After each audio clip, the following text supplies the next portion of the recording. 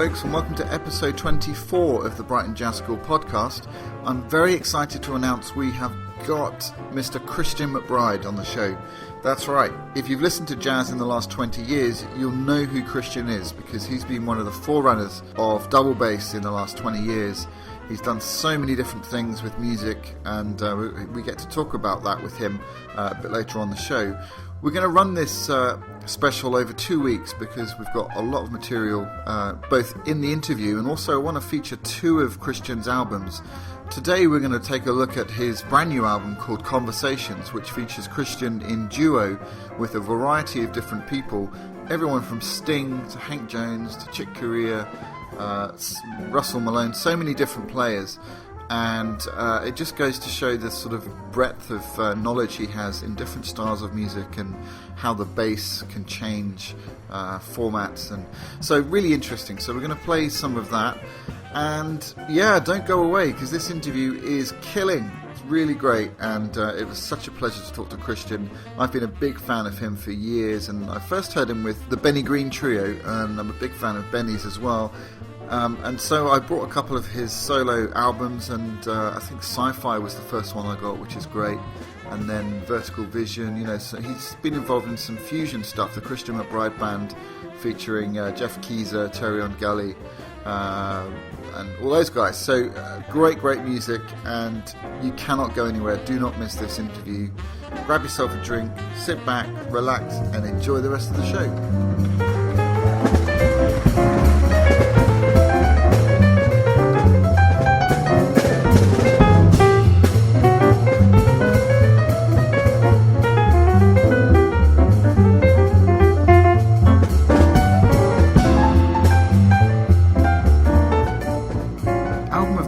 Sponsored by Personal Financial Designs, financial advisors based in Worthing. Check out the podcast page on our website for a link to get more information. This week we're featuring Christian McBride's new album, Conversations. Now this is a remarkable album really. In recent years we've had a lot of focus on the trio format. Brad Meldau's Art of the Trio Volume 1 to 6, Keith Jarrett's trio, you know, many jazz piano trios coming out of Europe as well. So it's quite refreshing to have an album of duo. And for me as a pianist, I love the duo format. It really gives you a sense of freedom and a sense of exploration.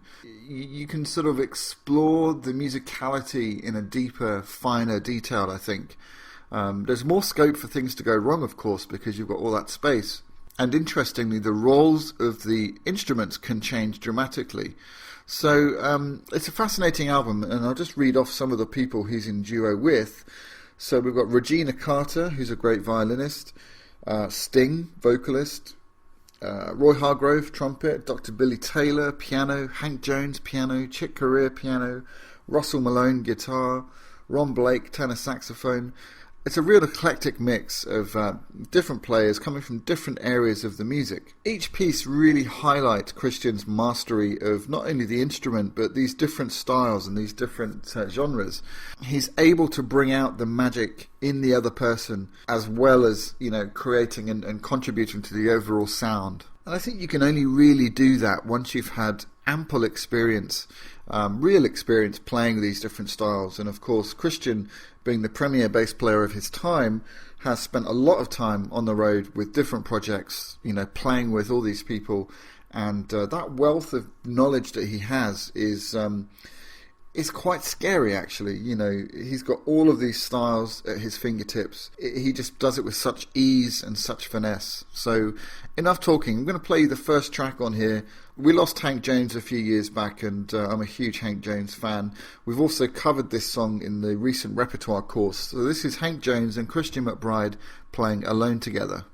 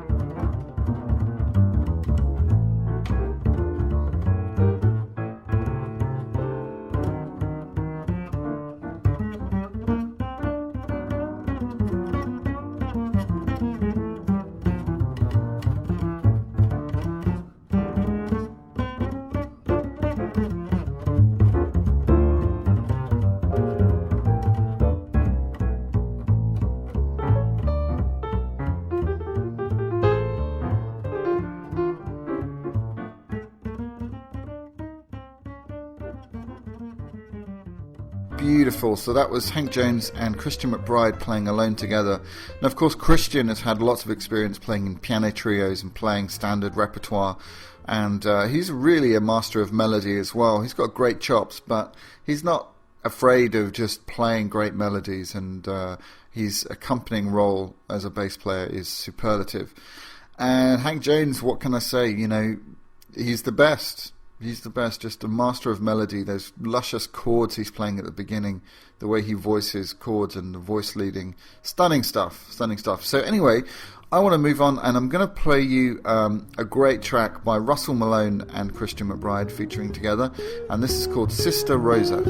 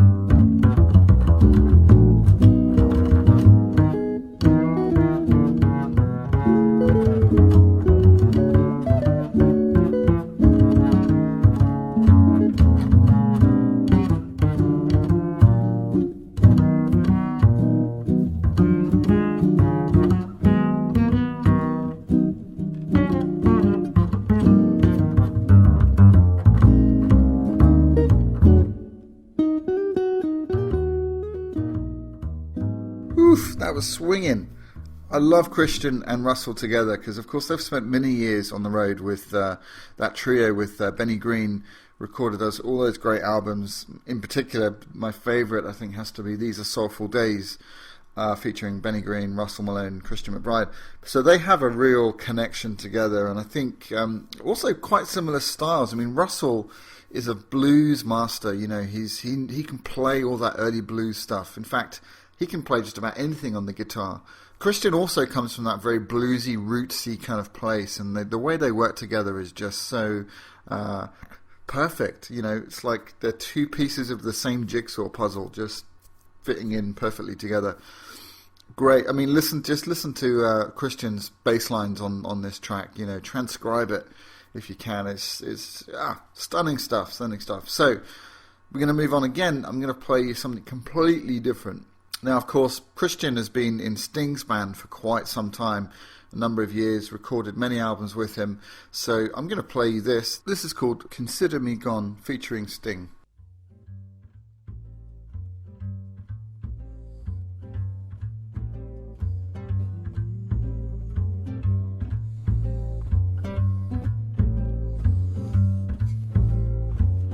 You can't say that.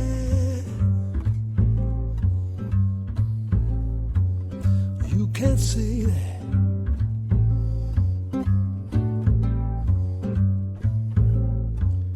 You can't say that. You can't say that.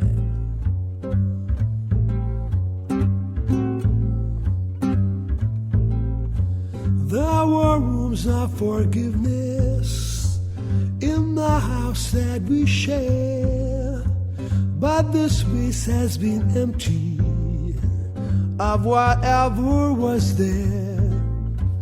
There were cupboards of patience, there were shelf floors of care, but whoever came calling found nobody there. After today, well, consider me gone.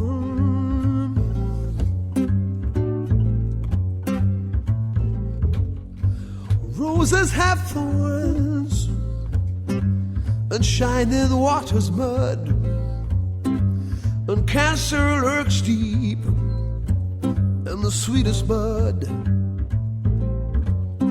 Clouds and eclipses sting the moon, sting the sun, and history reeks of the wrongs we have done.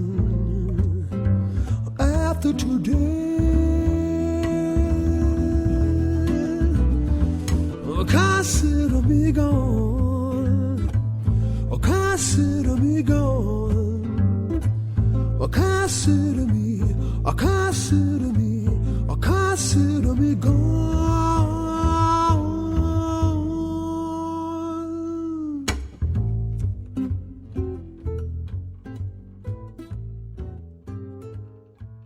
Fantastic stuff. So I'm going to feature this final track from Conversations, and this is with vocalist Angelique Kidjo. Now this is somewhat of a township feel to it. It's actually called Africa, spelled with a K. I just love this. This is just great music, feel good music. So please go out and get Conversations. You can get it on iTunes, you can get it on eMusic, you can get it from Christian's website, which is christianmcbride.com. Gotta get it, check it out, it's really great. So thanks again for listening, and join us again next week for another Album of the Week.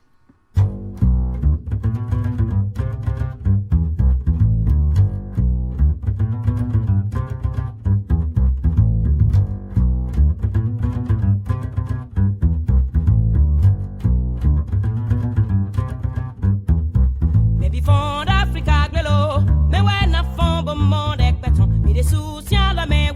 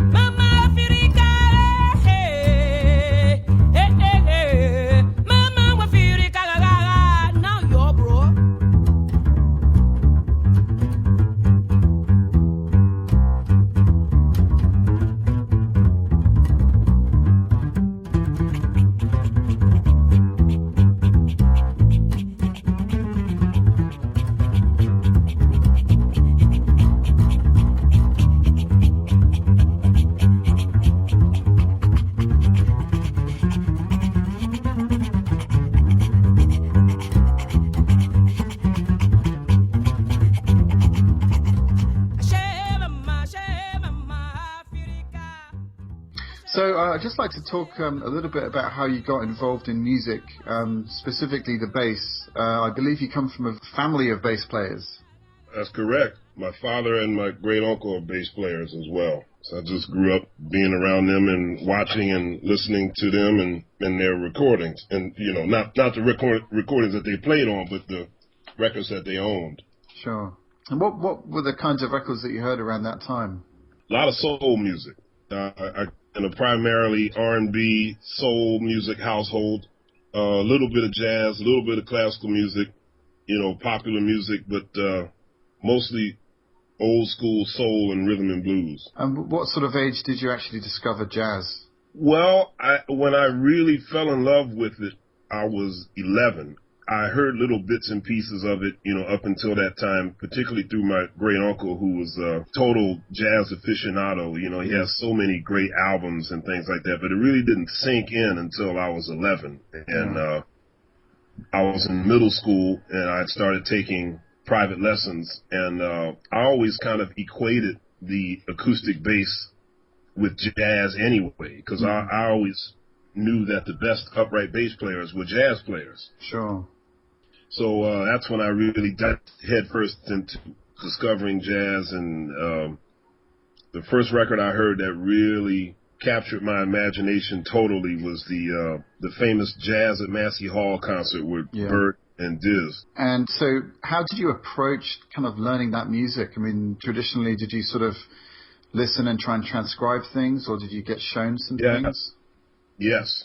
I would just I would listen to these recordings, and I would do the best I can to try to emulate whatever the bass player was playing on that particular recording. And then when I got to high school, actually my second year of middle school, I joined an after-school program in South Philadelphia called the Settlement Music School. And they had a jazz program, so I started playing in their youth ensemble. And that's where I met Joey DeFrancesco, and we became friends for life. You touched on the sort of function of a jazz bassist. What do you regard as the primary function of a jazz bassist? Well, I think the jazz bassist's primary function is the same as a bassist in any other band, and that's to really be the foundation, both the harmonic and the rhythmic foundation of the music. Except that in jazz bass players, we're calling our notes on the spot, you know. Most other so-called genres, your bass part is already laid out for you, and you kind of have to stick with that or a similar pattern throughout. But in jazz, you know, when you're walking, you're calling on your harmonic knowledge and picking notes right there on the spot. We're the glue. We're the harmonic and rhythmic glue to everything around us. How much of an influence musically has Ray Brown had on you? Well, I think you know the answer to that. Well, you know, Ray Brown was, he's one of the, if not the first person I admired on recordings that I had a chance to be very close with in terms of bass players. When I was in high school, I actually took a lesson with both Ron Carter and Milt Hinton together. They came to Philadelphia to do a workshop. But most of the other bass players who were involved in that workshop weren't quite that knowledgeable about jazz, so therefore they didn't really understand who they were. But I never had a chance to be close friends with Ron Carter. Milt Hinton, I was very friendly with him, but I didn't get a chance to see him often. Yeah. But Ray Brown, when I first met him, it was almost like I had met my other dad.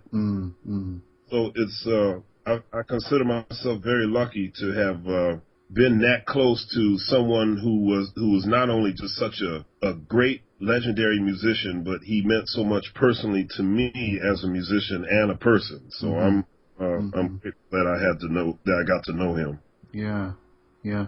If you can pinpoint, this is quite a hard question, but if you can pinpoint maybe one or two things that he really sort of changed in your playing in terms of how you approach the music, or some concept or something that he drove home to you as a young player. Well, for starters, I have to thank Ray Brown for teaching me not to play so hard, because in the late 80s and early 90s, there was this whole movement of what I call back to the future type of bass players, where a lot of acoustic bass players coming on the scene at that time, we were getting rid of the amplifier and we were trying to develop our sounds naturally. So you had a lot of acoustic bass players going to the gig with no amplifier. Now, our hearts were in the right place because we kind of decided the sound of acoustic bass has gotten so bad, like a lot of bass players we felt were abusing the use of the amplifier. The amp was getting power. The acoustic bass now sound like an electric bass, and engineers didn't know how to record it. Yeah. And so we said, well, get rid of the amplifier and let's return the acoustic bass back to its roots. But the problem with that was, as is the case a lot of times with good ideas, it goes overboard. So now at bass players, we were raising our strings way high off the fingerboard. Yeah. So we're using gut strings. Guys were pushing the microphone maybe a foot and a half or 2 feet away from the bass and saying, a real bass player should be able to project that far to the microphone. Meanwhile, the drum mics were right on the drums. The horn players were right on their microphones. The piano players were stuck. The piano mics were stuck right in the piano, but the bass mics were like 2 feet away. Yeah, yeah. And it became this real stupid man contest after a while, at the biggest calluses, who's got strings the highest, who's using steel strings, who's using gut strings. And it got really ridiculous after a while. So when I first saw Ray Brown, he was performing at the Blue Note in New York, and I had a front row seat. And so I was right in front of his bass. And even though he was using amplifier, it was obvious that very little sound was coming from the amplifier. It was just a little bit, but most of the sound was coming straight from his bass. Yeah. And I thought, well, let me back up a little bit because, since I'm so close to his bass, I'm wondering if I'm just, getting this natural sound off the stage. But anywhere you went in the club, you could feel that wood vibrate. And I'm looking at Ray Brown, and he's having such a good time, and he was certainly digging in, but he wasn't killing himself. And I think most of the guys of our generation, we were literally killing ourselves. I mean, we were damn near ripping the strings right off the bass. Yeah, yeah. Foolish enough to be proud of it. Wow. But you see Ray Brown, and he was digging in, but with comfort, in this big, gorgeous, beautiful wood sound, with just enough of the amplifier to complement it, So I learned a lot of things watching Ray Brown that first time. I realized that it is okay to use an amplifier as long as you don't abuse it, as long as you know how to use it the right way.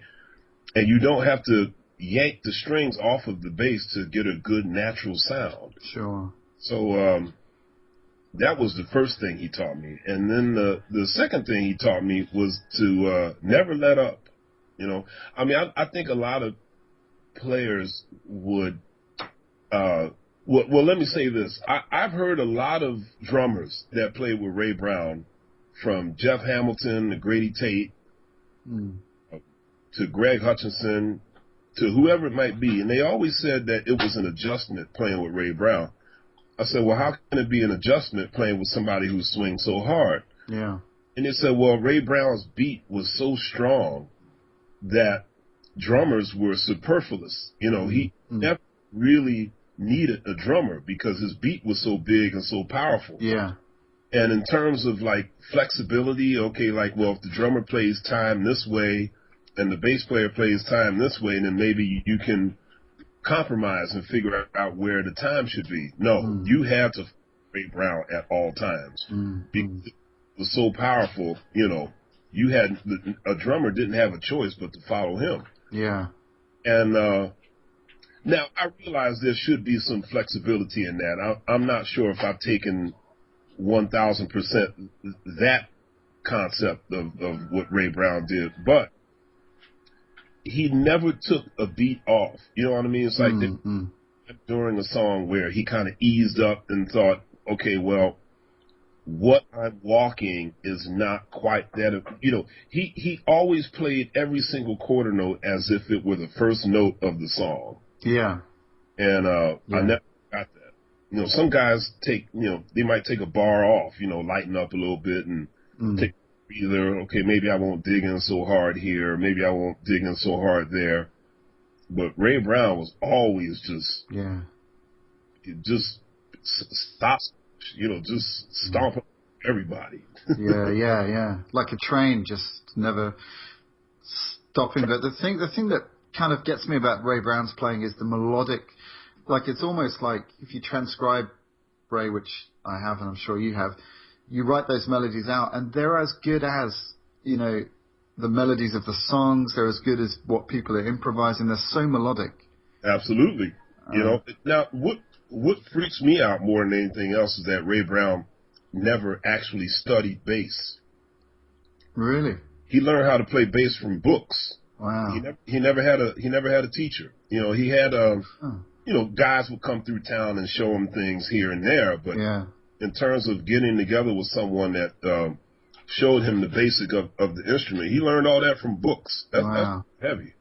That's very heavy. Yeah. Wow. Did he study cello?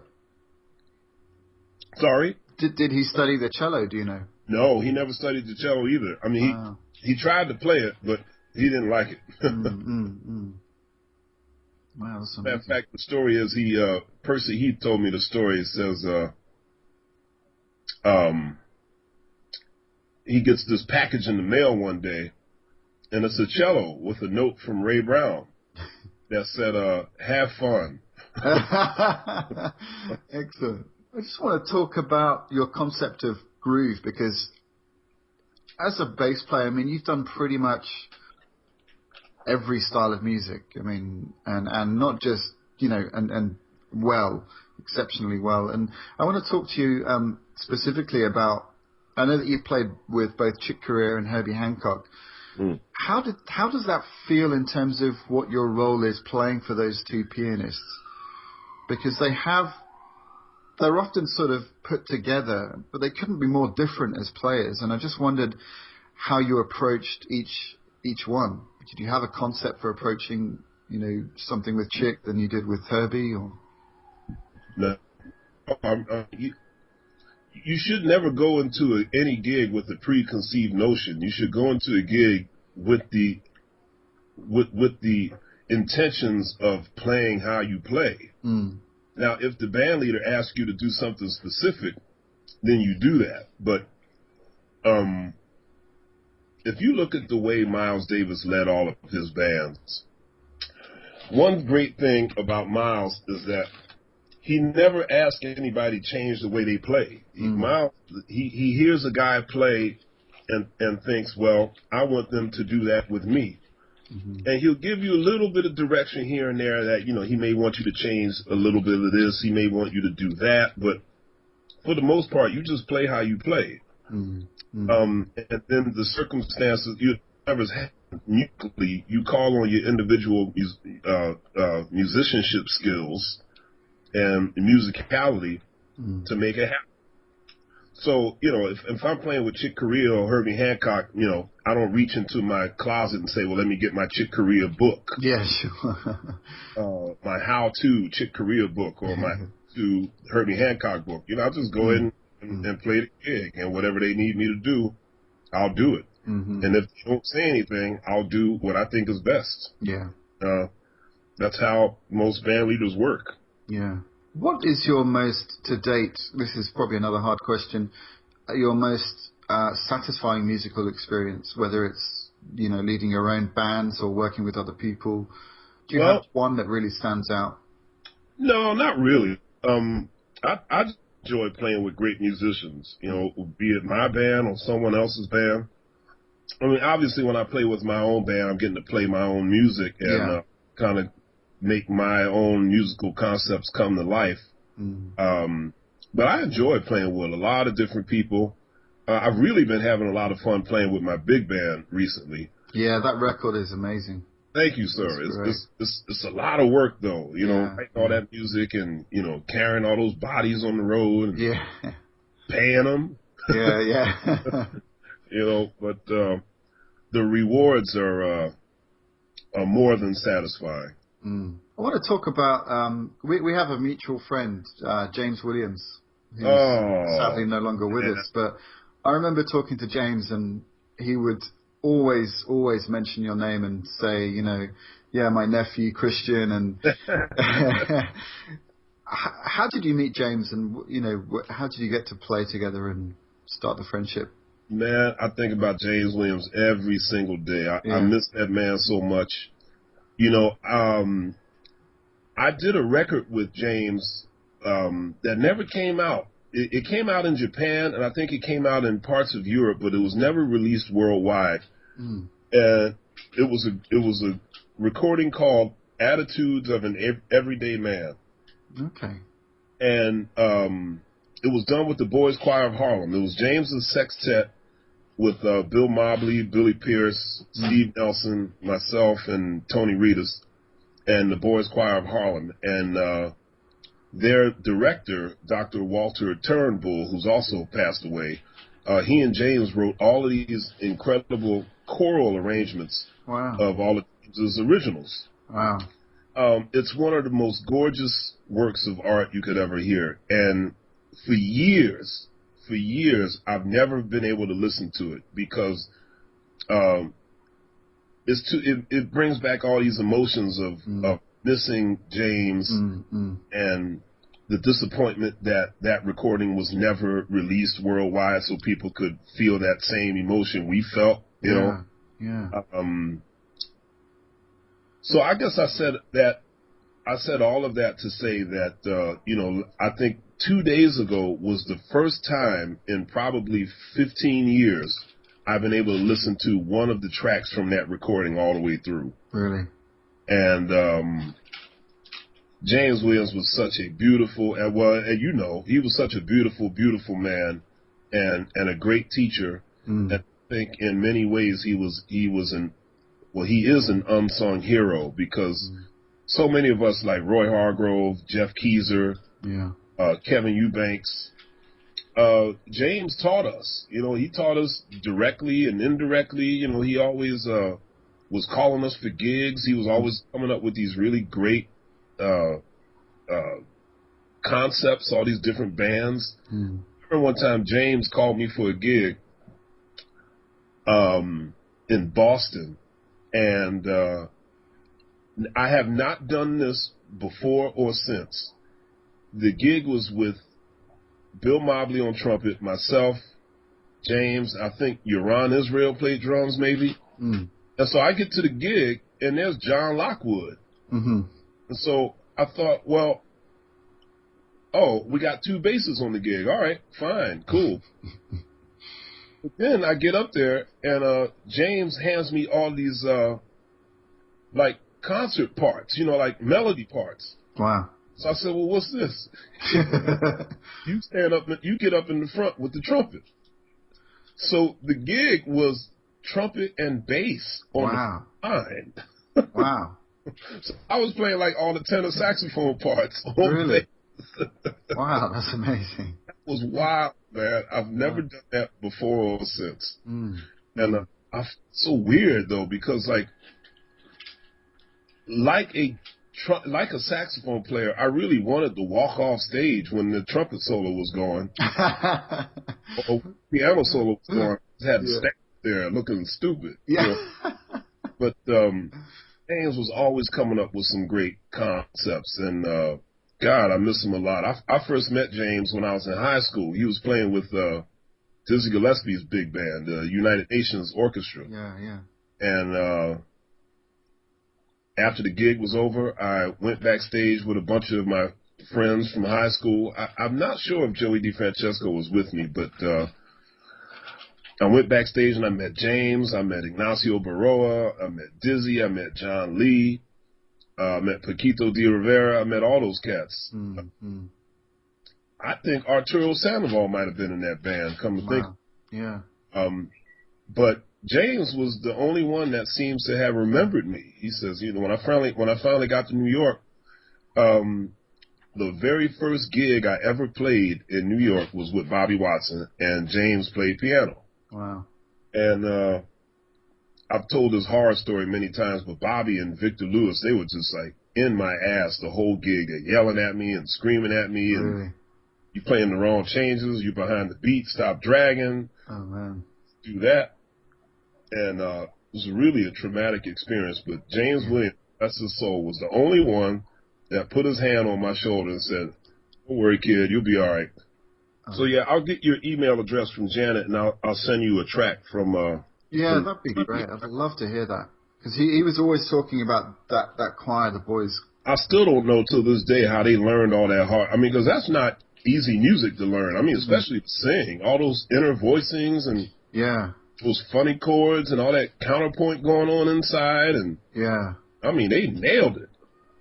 I remember the first time I went to New York, and James invited me up to his place in just near Times Square, the office there. Right. And Find a Sound. Yeah, that's right. Yeah. And he was listening to Take 6 for about we sat there and listened to it for about 2 hours, and literally he was like transcribing in real time, oh, did you hear that sharp 11, Right. It's amazing. Right. And I was really young back then. I didn't know a sharp 11 from a whatever, but he was just, it was a lesson in itself, and that's the one thing I've taken from James, is that thinking about all of these things that he's told me and over the years, and realizing like years later what he was actually saying. Right. Like teaching without teaching. Quite amazing. Yeah, he was great like that. All you got to do is, pay attention to when those geniuses are at work. Yeah. You don't even have to ask any questions.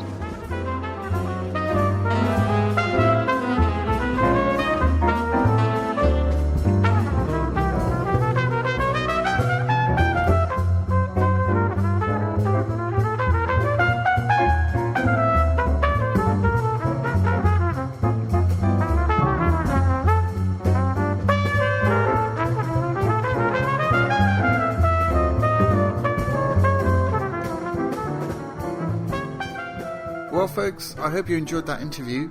Sadly, it is coming towards that time where I have to start to wrap things up, say goodbye, and do my thank yous. But I just want to say big thank you to Christian. I can't wait for next week as well. We've got part 2 of the interview coming up. Such a joy to talk to, such a wealth of great advice for our young, up-and-coming jazz players and students. And thank you so much for giving your time. We look forward to seeing you in November. Christian's over for the London Jazz Festival with Chick, so we're going to do a Brighton Jazz School outing. So if you're in Brighton and you're a listener, and even if you're not a student, if you want to go to that, let us know, because we will be organising a sort of group trip up there, maybe to even meet Christian as well. So if you want to come and be a part of it, why not? That would be great fun. The more the merrier. So thank you as ever to Mike for putting the podcast together. Your creative genius is much appreciated, and on behalf of all the listeners, thank you so much for giving your time up to put this together, because it would not happen in the same professional way. So thank you very much. Thanks for listening, guys. And we've got a couple of things coming up at the Brighton Jazz School very soon. We've got the summer weekend, which is on the 20th to the 22nd, Friday, Saturday, Sunday. That's at the Brunswick, so please get your tickets for that as soon as you can. It's going to be a fun-packed weekend, lots of playing, lots of learning, lots of fun. So that's the 20th to the 22nd, summer weekend. Everybody is welcome, any instrument, any level, and we're going to have so much fun. Please get in contact if you want to book your place. The tickets, it's £119 for the 3 days, so it's an absolute bargain, and they're full days, 11 till 5 p.m, with a concert on the Sunday. So please come along to that. Even if you don't play jazz and if you're remotely interested, then we'll get you improvising straight away, and you won't be afraid of it. A lot of people are scared of improvising, but the way we do things, you'll be fine, trust me. So come and have some fun with us.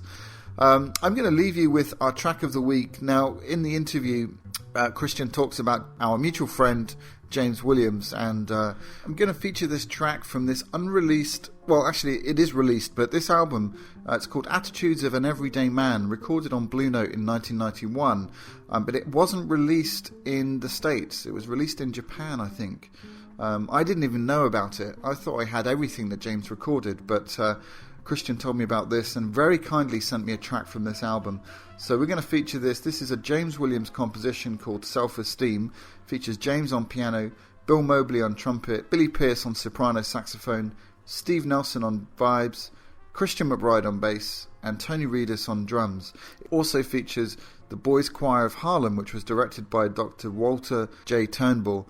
And I have to say, this is great. So thanks again for tuning in, and we'll see you next week on another edition of the Brighton Jazz School podcast.